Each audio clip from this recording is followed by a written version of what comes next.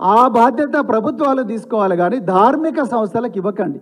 రాజ్యాంగంలో 20వ అధికరణం నుండి 28వ అధికరణం వరకు రాజ్యాంగం స్టేట్ను సెక్యులర్, మన ప్రియాంబుల్లోనే ఉంటుంది. మన రాహుల్ గాంధీ గారే రోజు రాజ్యాంగం పట్టుకొని తిరుగుతూ ఉన్నారు. ఆ పార్లమెంట్లో రాజ్యాంగం ఎప్పుడు వదులుతలేడు ఆయన. ఏమంటే రాజ్యాంగం అంటాడు, ఎక్కడ పోయినా రాజ్యాంగబద్ధమైన పాలన అంటాడు. మరి ఆ రాహుల్ గాంధీ గారేమో రాజ్యాంగబద్ధమైన పాలన అంటా ఉన్నాడు, మీరేమో రాజ్యాంగ విలువలకు తూట్లు పడుస్తూ సెక్యులర్ స్టేట్ అయిన ఈ తెలంగాణను, గంగా జమున తహజీబ్కు ప్రతీకైన తెలంగాణను కేసీఆర్ గారు 10 సంవత్సరాలు ఏ లౌకికత్వాన్ని రక్షించారో అలాంటి తెలంగాణను మీరు తూట్లు పడిచే ప్రయత్నం చేస్తున్నారు. అక్షయ పాత్రకు మీరు అక్షయ పాత్ర రకరకాల కార్యక్రమాలు చేసుకోండి, మాకు చాలా చాలా ధన్యవాదాలు. కానీ అక్షయ పాత్ర అనే ఒక ధార్మిక సంస్థను తీసుకొచ్చి మీరు విద్యాలయాల్లో పెట్టడం అనేది కరెక్ట్ కాదు. రకరకాల మతాలకు, రకరకాల వర్గాలకు చెందిన విద్యార్థులు, రకరకాల విశ్వాసాలకు చెందిన విద్యార్థులు మరి ఉంటారు. కాబట్టి అక్కడ ధార్మిక సంస్థలకు తావు లేదు అనేది మేము బలంగా నమ్ముతున్నాం. దయచేసి అలాంటి పని చేయకండి.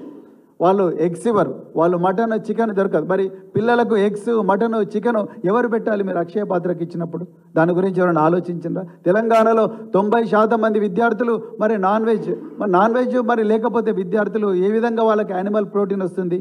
అన్ని సైన్సెస్ అన్నీ కూడా సైంటిస్టులందరూ కూడా విద్యార్థులకు ప్లాంట్ ప్రోటీన్తో పాటు యానిమల్ ప్రోటీన్ రావాలని చెప్పినప్పుడు మరి అసలు నాన్ వెజిటేరియన్నే నమ్మని సంస్థకు మీరు ఏ విధంగా మరి ప్రభుత్వ నిధులతోని ఏ విధంగా వాళ్ళ చేతులు అప్పగిస్తారు?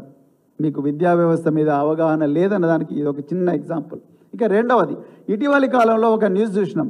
గురుకులాల్లో, మరి ముఖ్యంగా ఎస్సీ గురుకులాల్లో బ్రహ్మకుమారిస్తోని మేము మానసిక ఉల్లాసానికి సంబంధించిన తరగతులు జరిపిస్తామని. నిజానికి దేశంలో ఎక్కడ కూడా ఏ రాష్ట్రం కూడా ఈ ప్రయత్నం చేయలేదు.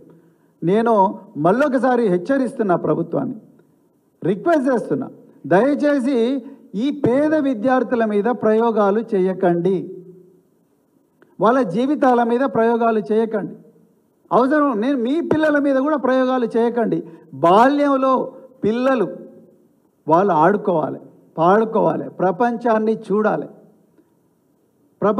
చూడాలి, తర్వాత కొత్త కొత్త స్నేహితులను తయారు చేసుకోవాలి, కొత్త కొత్త పుస్తకాలు చదవాలి.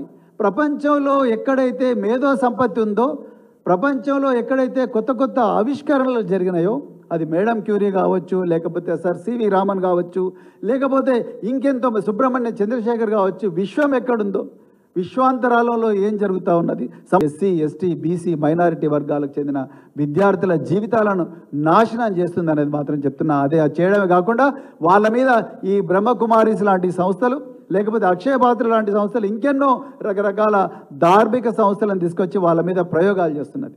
మాకు ఈరోజు కావాల్సిందంటే పెద్ద పెద్ద ఆస్ట్రోనాట్లను తీసుకురండి, బ్రహ్మకుమారీస్ కాదు, బ్రహ్మోస్ క్షిపణి తయారు చేసిన సైంటిస్టులను తీసుకురండి, ఏపీజే అబ్దుల్ కలాం లాంటి సైంటిస్టులను ఈ పాఠశాలకు తీసుకురండి, గొప్ప గొప్ప డాక్టర్లను తీసుకురండి, లేకపోతే సైంటిస్టులను తీసుకురండి, ఇంజనీర్లను తీసుకొని ఎలాన్ మస్క్, మార్క్ జుకర్బర్గ్, లేకపోతే ఇంకెవరైనా గొప్ప గొప్ప వ్యక్తులు ఉంటే, ప్రపంచాన్ని మారుస్తున్న వ్యక్తులు, అలాంటి వాళ్ళని తీసుకొచ్చి తెలంగాణ బిడ్డలకు పరిచయం చేయించండి. అంతే తప్ప వాళ్ళ మనోభావాలతోని, వాళ్ళ సంస్కృతులతోని ఆడుకోవద్దని చెప్పేసి నేను ఈరోజు తెలంగాణ ప్రభుత్వాన్ని డిమాండ్ చేస్తున్నా.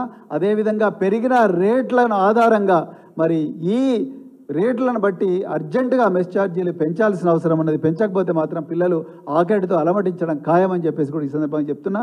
అదేవిధంగా కేసీఆర్ గారి హయాంలో దాదాపుగా 80 స్పోర్ట్స్ అకాడమీస్ పెట్టిండ్రు. తెలంగాణ స్పోర్ట్స్లో కూడా బాల్యం నుంచే విద్యార్థులు మరి క్రీడల్లో కూడా రాణించాలని చెప్పేసి.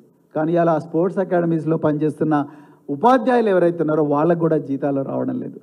మొట్టమొదటిసారిగా దేశంలో ఎన్నడూ లేని విధంగా కోడింగ్ అకాడమీ, అంటే పిల్లలు ఈ డిజిటల్ టెక్నాలజీస్లో version 1, version 2, version 3, web 1, web 2, web 3 technologies ఏవైతే ఉంటాయో ఈ టెక్నాలజీస్లో బాల్యం నుంచి కూడా గ్రామీణ ప్రాంతాల్లో ఆదిలాబాద్లో ఆసిఫాబాద్ నుంచి మొదలు పెడితే మేము అట్లాంటి సెక్యులర్ కాని సంస్థలను మీరు దయచేసి ఆలోచించకండి. 90% of the people in Telangana they eat non veg.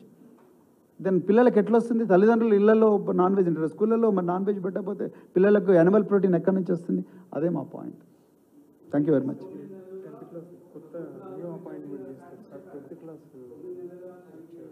పెట్టిండ్రు కేసీఆర్ గారు. మీకు కావాలంటే బీబీనగర్లో చూడండి. మ్యూజిక్ కాలేజెస్ పెట్టిండ్రు, రైట్. కానీ ఈరోజు అక్కడ పనిచేస్తున్న ఉపాధ్యాయులకు జీతాలు రావడం లేదు రేవంత్ రెడ్డి హయాంలో. First point. సెకండ్ పాయింట్, నిజానికి ముఖ్యమంత్రి గారు ఇంటర్నేషనల్ స్కూల్ అంటున్నారు. అసలు ఇంటర్నేషనల్ స్కూల్లో ఏంటి సిలబస్ ముఖ్యమంత్రి డిఫైన్ చేయాలి.